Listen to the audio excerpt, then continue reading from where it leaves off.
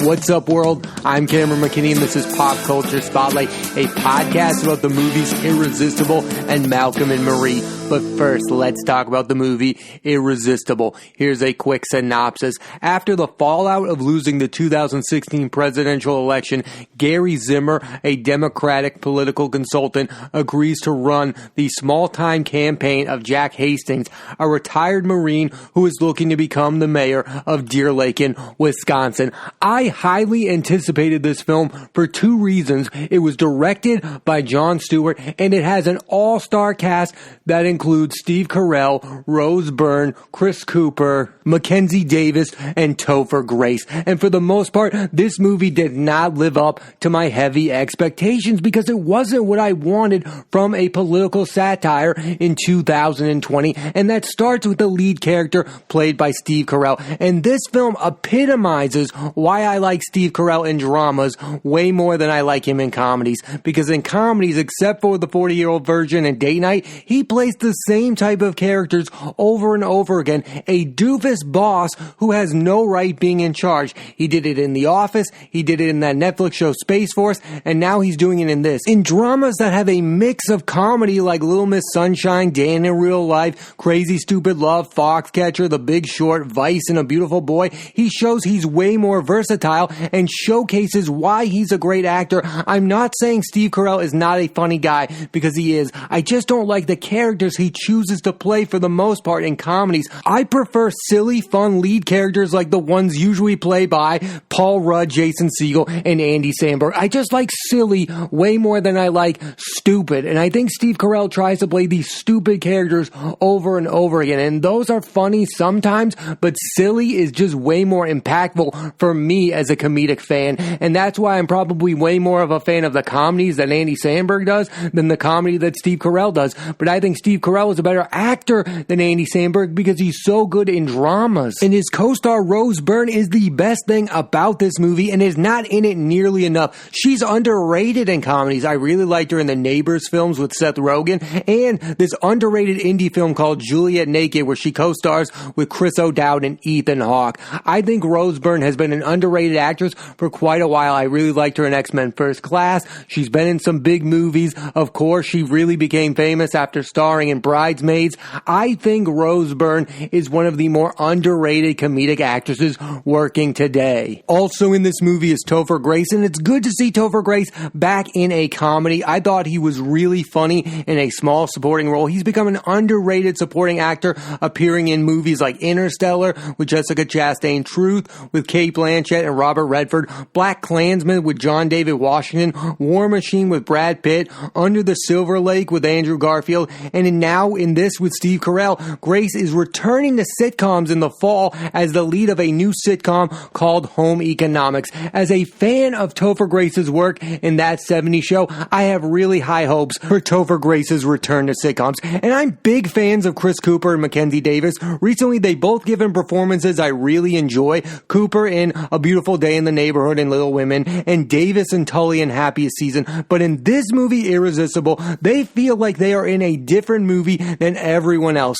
Carell, Byrne, and Grace are funny and are supposed to be because the film is a political satire comedy, but Cooper and Davis take this movie way too seriously. Both are not funny at all in this movie. The backstory for Mackenzie Davis's character is so confusing throughout this entire film, and Chris Cooper is just there to be the serious guy in a funny movie. Like, he's just not funny at all in this movie, and I'm a big fan of Chris Cooper. This guy is an Academy Award winner for his performance in Spike Jonze's film Adaptation, a film I absolutely love, and like I said before, he's been doing such good work recently, but he is so bad in this movie because him and Mackenzie Davis are not in the same movie as everyone else. They're taking this movie way too seriously. They're not having any fun, and they're the reason why the movie isn't that fun. Like I stated earlier, this movie was directed by Jon Stewart, one of the funniest men on planet Earth, the guy who hosted The Daily Show for 15 years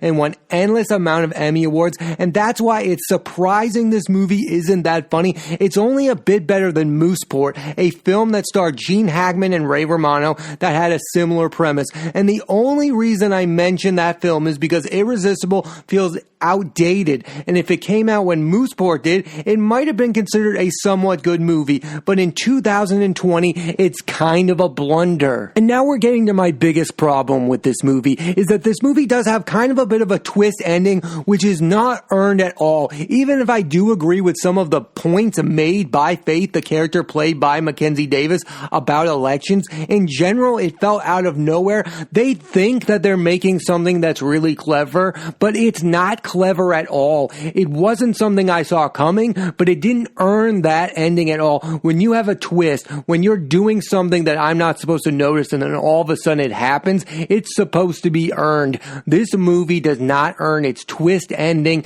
at all. That ending didn't make any sense and it came out of nowhere. It felt like Jon Stewart didn't know how to end this movie. He had a message, and that message is very clear. Election processes are usually pretty bad, and they don't care about the small people in small towns after the elections are over. And yes, I agree with that message, but the ending of this movie does not help that message at all. The ending of this movie is super confusing. And if Jon Stewart really wanted to show a serious message like that in a silly satire comedy, then he shouldn't have had it end with a happy ending. In the end, I'm going to spoil it for you here, the small town that Chris Cooper's character and Mackenzie Davis's character are from gets like $45 million that they just get to use to put back into the town. That ending is not realistic at all. So I don't know how you can have like a poignant message in a movie and then have this ridiculous, silly ending that doesn't make any sense. If you want that message to resonate, maybe have it end on a sour note.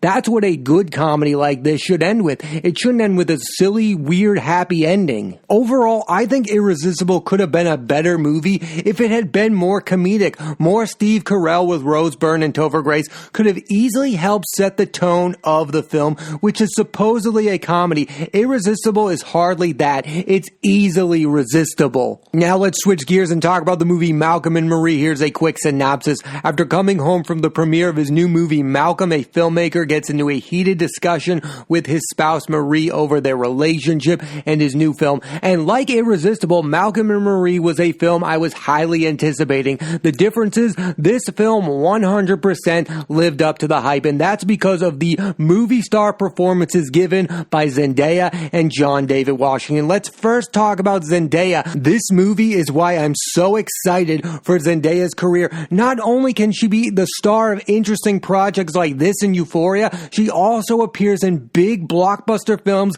like the Tom Holland Spider-Man films and Dune, which is coming out later this year, where she will co-star along with Timothée Chalamet, Oscar Isaac, Josh Brolin, and Rebecca Ferguson. In Malcolm and Marie, Zendaya gives her best film performances by far and proves she can be the lead of a movie. She gives a scary good performance. Her and Sam Levinson, the director of this film, are forming the best director-actress duo since David O. Russell and Jennifer Lawrence, and I hope they continue to work together, and I am so excited for the second season of Euphoria to drop later this year. Another commonality between Zendaya and Jennifer Lawrence, other than the fact that both of them seemingly work with the same director over and over again, is the fact that Zendaya is now drawing similar criticism that Jennifer Lawrence got for playing characters that are out of her age range. Zendaya is getting criticism for Malcolm and Marie for playing a character that is seemingly older than she is in real life. That's exactly what Jennifer Lawrence was criticized for playing characters in Silver Linings Playbook, American Hustle, and Joy that are way older than she is. And I, for one, feel like that criticism is so ridiculous. For years, we have made movies where 20-something-year-olds play high schoolers. That's exactly what Zendaya is doing in Euphoria. Zendaya is 24 years old and is playing a high schooler named Rue in Euphoria. Yet nobody cares about that, but when Zendaya wants to play someone older, we criticize her for it. I find that to be completely ridiculous. And like Jennifer Lawrence, it doesn't matter what age the character Zendaya is playing. She's a movie star and a great actress, and that's all that should matter. Also, you never hear men getting criticized for playing characters that are outside of their age range. Nobody really cared that Gary Oldman was playing a character in Herman Mankiewicz in the film Mank that was 20 years younger than he was in real life at that time. Nobody cared because he's Gary Oldman, and nobody should care in this because it's Zendaya, and nobody should care there moving forward. That is Jennifer Lawrence. These are great actors. They can play any characters that they want to, in my estimation. John David Washington, the co-lead of this film along with Zendaya, clearly has a career strategy. He is working with some of the best filmmakers working today. 3 films in a row. Look at the list of filmmakers John David Washington has worked with. Spike Lee, Christopher Nolan, and now Sam Levinson. He is working with top-notch directors, and currently he's working with David O. Russell on his next film. A lot of people bring up the fact that John David Washington is the son of Denzel, but I think he is making a name for his own. He is really becoming a next-level movie star. And that's what was so enticing about this film, is that it stars 2 upcoming movie stars who have already shown their potential, and now to see them on screen together, and this film 100% lived up to that hype. Zendaya and John David Washington ooze chemistry, and they're compelling whenever they're on screen together. The director of this film is Sam Levinson, who is quickly becoming one of my favorite directors. His shows and films have a clear vision. They're not only interesting stories, but his films also are aesthetically pleasing to your eyes. I mean, Euphoria is gorgeous to watch. That's one of the best things about Euphoria. It's like a vibe to watch that show. The look, the music, the overall aesthetics are just so pleasing, and the same goes for Malcolm and Marie. The film was shot in black and white, and it looks sleek. It looks amazing. We overuse the term visual filmmaker way too much nowadays, but that's exactly what Sam Levinson is. Think about the fact that during the pandemic, not only did Sam Levinson direct this film, but he also directed 2 special episodes of Euphoria, which were terrific showcases for Zendaya and Hunter Schafer. I mean, those episodes are going to end up winning Emmy Awards. I think Coleman Domingo is going to end up with an Emmy for his appearance in the Zendaya episode. And if Hunter Schafer does not win an Emmy for her episode, then I don't know what's up with the Emmys. But those 2 specials felt so unique from the other episodes of Euphoria, but yet weirdly felt connected to the show overall. I thought they were genius. There was a lot of hype about Malcolm and Marie. It was shot during the pandemic. We got news that it was shot during the pandemic. And then Netflix bought this movie for $30 million. So when everyone heard that, they thought this movie was going to be the best film that they ever saw when it came out. And it's not that. But I am really confused by the mixed reaction about this film. And I think that all has to do with people's expectations about it. They thought it was going to be an episode of Euphoria or something. I don't know what they thought. They saw that Zendaya was in it. They saw that the star of Tenet was in it, John David Washington. So their expectations went through the roof. I think this film is a really good film, given the circumstances that went to making it. You have to look at the film and how they made it. They made it in the middle of the pandemic during a time where only 2 people could star in it. Obviously, this film could have been a lot better if there were more characters to the story, if it wasn't just a 2-hander. But for what it is, I think it's a high-quality film, and I think it's a lot better than some of the other films this year that people are talking like they're masterpieces. I think Malcolm and Marie is as good as it could be given the circumstances. I think we need to look at movies more about the circumstances that went into making them, other than just saying, oh, this movie didn't live up to my expectation that was so high of it, so in that case, I think this is a bad movie. It is not a bad movie. I couldn't even watch this movie and understand how people could think it's bad. I wouldn't go as far to say that it's great, but I think it's a really, really good movie that stars 2 movie stars. That's what I'm looking for. A compelling movie that showcases 2 great acting performances. What else are you watching movies for than to see Zendaya act alongside John David Washington? I mean, these are 2 people that star in some of the biggest movies on the planet right now. Zendaya in the Spider-Man films and John David Washington in Tenet. And then they come together for this small indie. And both of them are given time to shine, and we get to see the arcs of their character. Malcolm is a bit of an egomaniac who only cares about his upcoming film that's being released, and he cares about the reviews, and he cares about the process of becoming a well-known director. director. And then you have Marie, who's really upset that she wasn't the star of this film. She's had a rough life. She's a former drug addict, which is interesting because she plays one in Euphoria as Rue. I think that's interesting because Sam Levinson, the director, is a former drug addict. So I think he keeps casting Zendaya as like a version of himself, which I think is endlessly fascinating. You see that with directors when their lead characters play like these weird versions of themselves.